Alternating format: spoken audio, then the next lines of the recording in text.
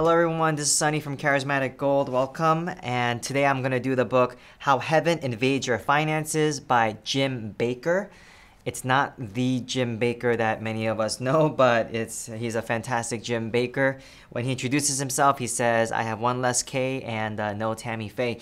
But anyway, he's a fantastic speaker, and I'm very excited to talk about finances.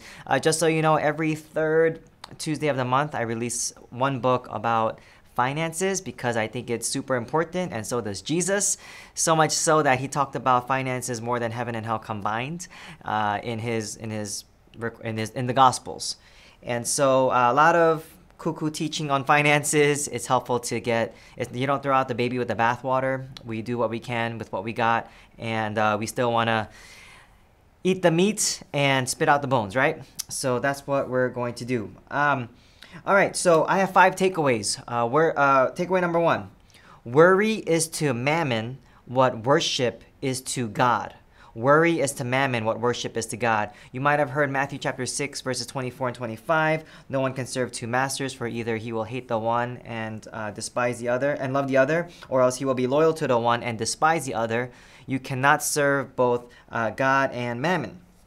Verse 25, therefore I say to you, do not worry about your life, what you will eat or what you will drink, etc., etc., your body, what you will put on. It's really important that we don't worry. Do not worry, do not worry, or fear not, do not worry is recorded in the Bible 365 times. How about that? 365 times. I think God's trying to tell us something. And so Mammon is actually a god, lowercase g, God.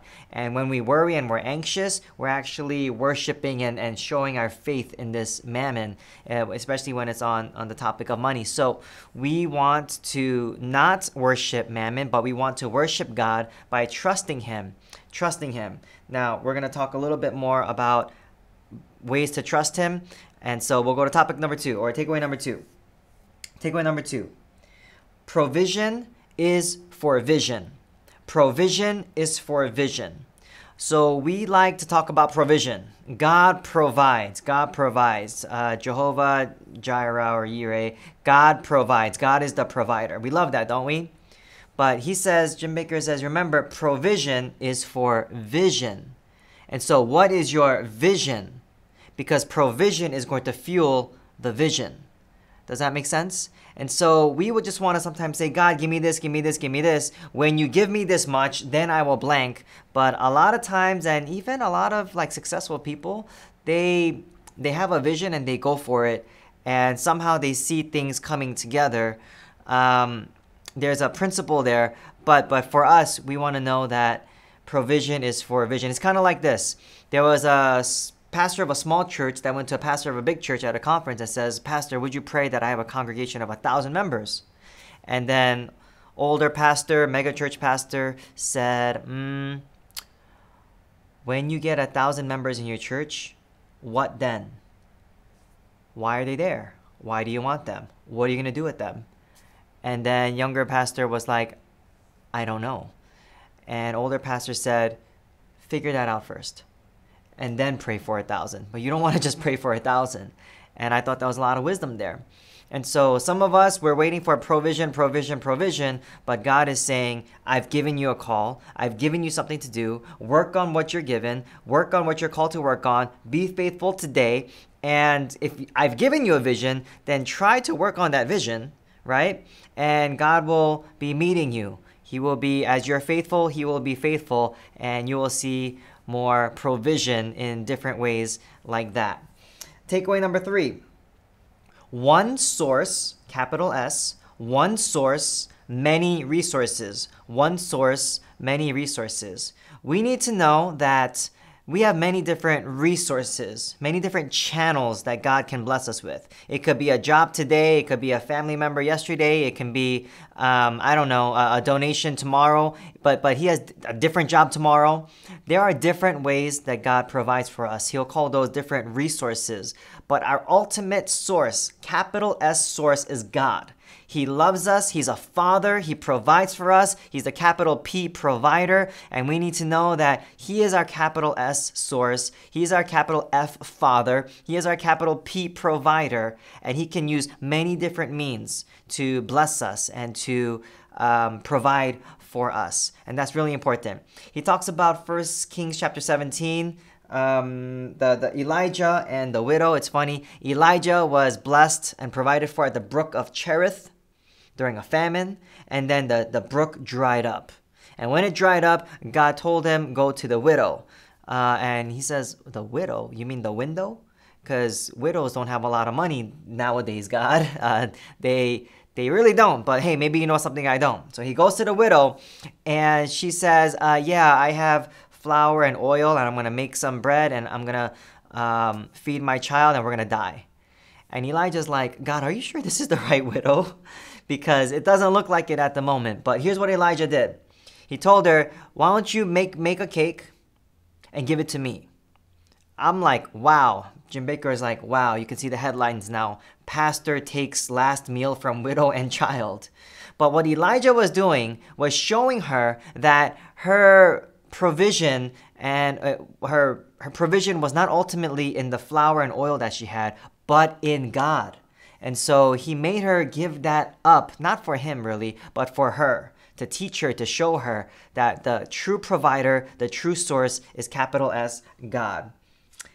I think that was pretty huge, crazy, and wow. You gotta think about that a little bit, but it's in the Bible. 1 Kings chapter 17, verses 7 through 16. Take a look at it. Number 4, 3 rivers. 3 rivers. This one he gets from he says, friend and I think like mentor, Craig Hill. I hope to highlight one of his books in the future series on finance. But 3 rivers. This one's pretty cool. Ready? So Craig Hill says, imagine this mountain, this grand mountain with a snowfield on top, and rivers and waters are pouring down that mountain, right? We're just going to highlight 3 of those rivers. River number one. A guy is there, and his mentality is never enough.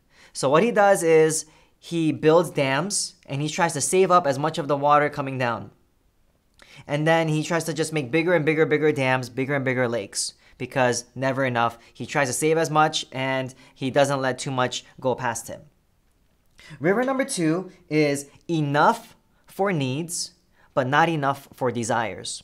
So this person, yeah, he saves up some, he saves up, he knows he's going to be provided for. He lets a little bit pass to the lower parts of the mountains. But whenever like extra water comes, he uses that for like, just an illustration, for a swimming pool, for a water park, for something for his family, something for himself, because he thinks that there's just enough for the family, but the desires, no, there's not enough for that. So when extra comes, he's going to use that for his desires. River number 3. Now this person says there's more than enough for all of us. More than enough for all of us. So this guy digs canals. He digs and digs canals to try to shoot more rivers out in different areas. And each year he's thinking of building more canals, digging more canals. And he's thinking of hiring people to dig more canals and to get bulldozers and make more canals, because his mentality is it's never ending. This river is never ending. This water is never ending. There's so much to go around, and he's living from abundance, and he's all about sharing and giving. And so Jim Baker, Craig Hill, they summarize and say the first 2 rivers are about spend first, give and invest second, if any. But the 3rd river is about give and invest first, and then spend what's left over. So I don't know about you, but when I first heard this story, I'm like, man, I gotta give, because I gotta show God that, yes, I'm not gonna be a dam that just builds and saves, but I'm gonna give and give and give. I wanna be that. Because Craig Hill says, if you were on top of that mountain, and let's say you can control the snow and where the rivers are going, where would you pour the most water to? The one that's hoarding everything, the one that's squeaking a little bit to others, or the ones that's just giving and giving and giving?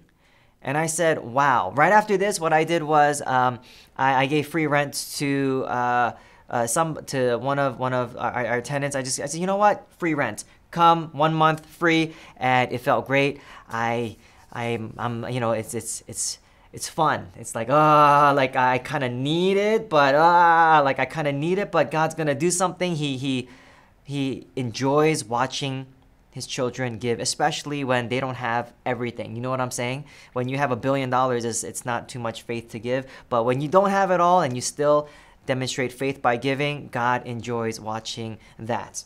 All right, number 5. My lack is no excuse. My lack is no excuse. Mark 8:17.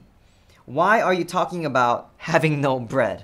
So Jesus did a couple of miracles involving bread and fish, and there were plenty left over. I mean, he fed thousands and thousands of people with just a few pieces of bread.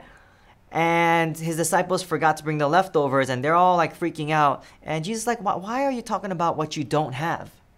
Why do you talk about what you don't have? Isn't that like so many of us? God, I don't have enough this. I don't have enough that. But God's like, why are you talking about what you don't have? You have me. You have the capital S source, capital P provider. You have me. Do you trust me? Then why are you talking like you don't have enough to do what I called you to do?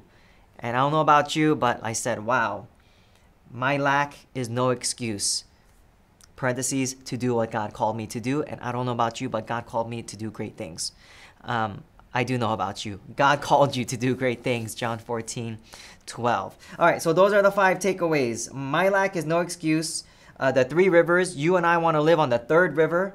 Number 3, one source, many resources. Know who your true source is. Number 2, provision is for vision. What is your vision? Work on it. Try to work on that even today, whatever it is. And number 1, worry is to Mammon what worship is to God. So let's stop worshiping Mammon and start worshiping God, even with our emotions. Amen? Amen. All right, so this is How Heaven Invades Your Finances by Jim Baker. If you're watching this, Jim Baker, I'm looking for number 2. You said you have a part 2, and I'm like Googling it and everything. I don't see a part 2, but I would be excited to read part 2.